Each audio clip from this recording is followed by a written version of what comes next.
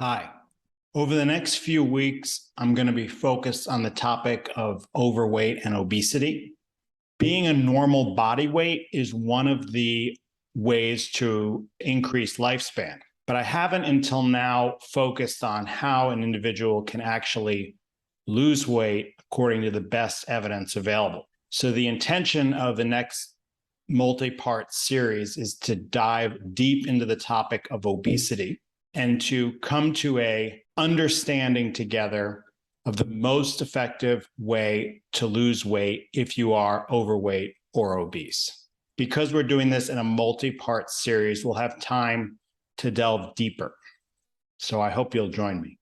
In today's episode, I'm going to focus on a definition of overweight and obesity, the prevalence over time of overweight and obesity in the United States, and the health consequences, including shortened lifespan, that result from being overweight or obese. A body mass index, which is your weight in kilograms over your height in meters squared, is the accepted way of determining someone's weight status. There's a generally agreed upon classification of overweight and obesity based on BMI, agreed on by the World Health Organization and the National Institutes of Health. Underweight is a BMI of less than 18.5.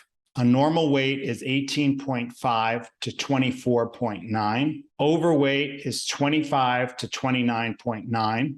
And obesity is a BMI of 30 or greater, with three classes of obesity. A BMI of 30 to 34.9 is class 1.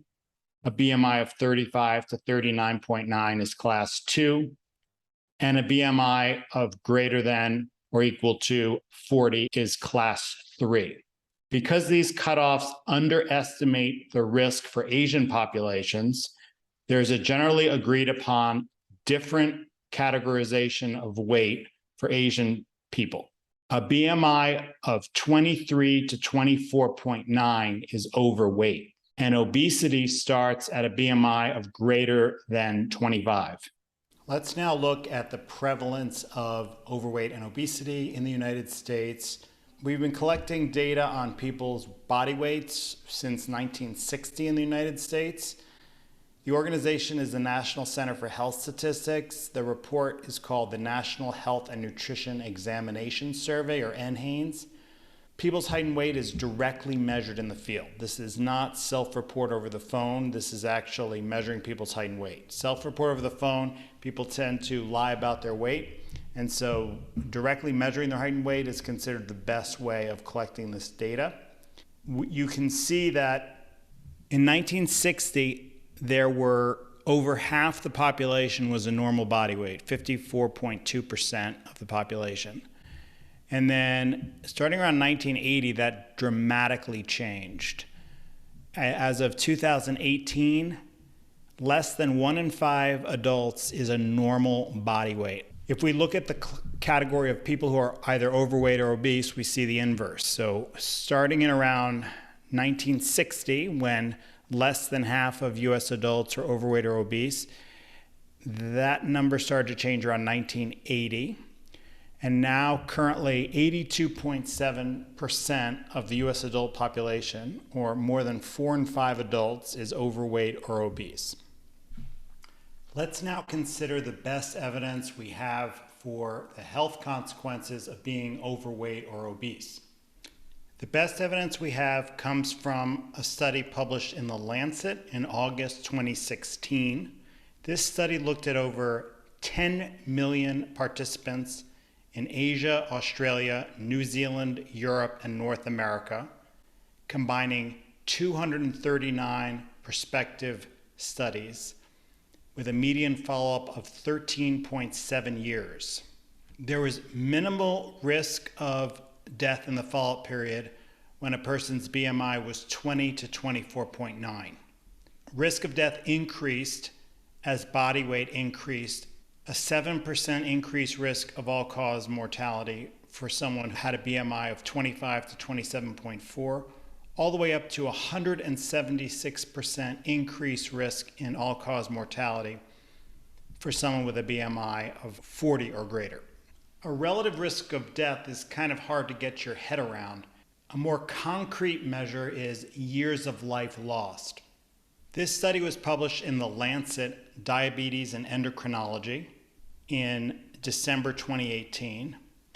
Compared to individuals with a healthy weight, individuals who were obese had, for men, 4.2 years shorter lifespan, and for women, 3.5 years shorter lifespan. In addition to shortening lifespan, being overweight and obese can contribute to over 230 chronic diseases and comorbidities.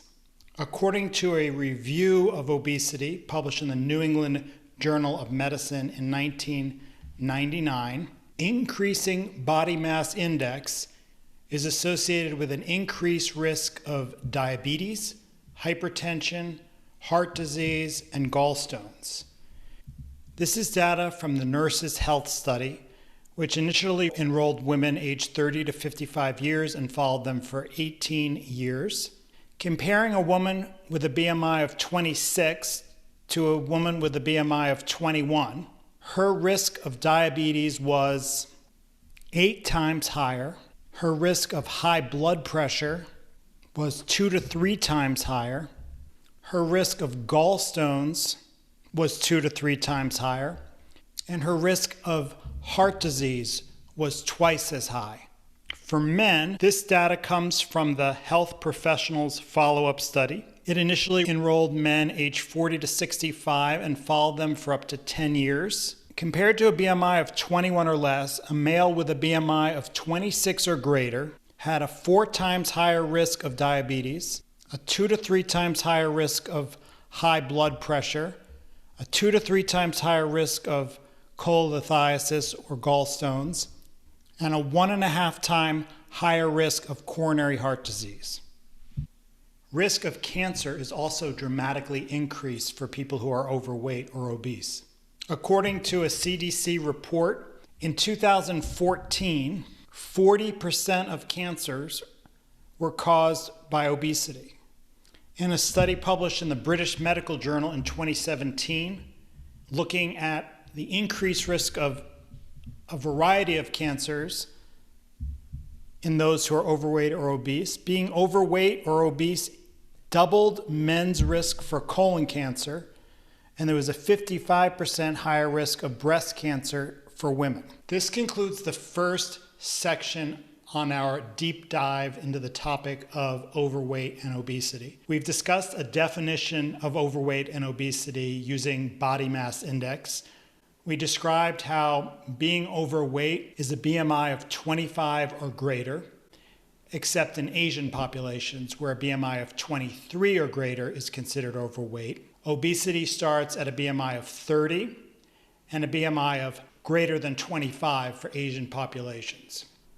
We've looked at the prevalence of overweight and obesity over time in the United States, comparing 1960, when overweight and obesity affected less than half of the population, to 2018, where 82.7% of US adults are overweight or obese.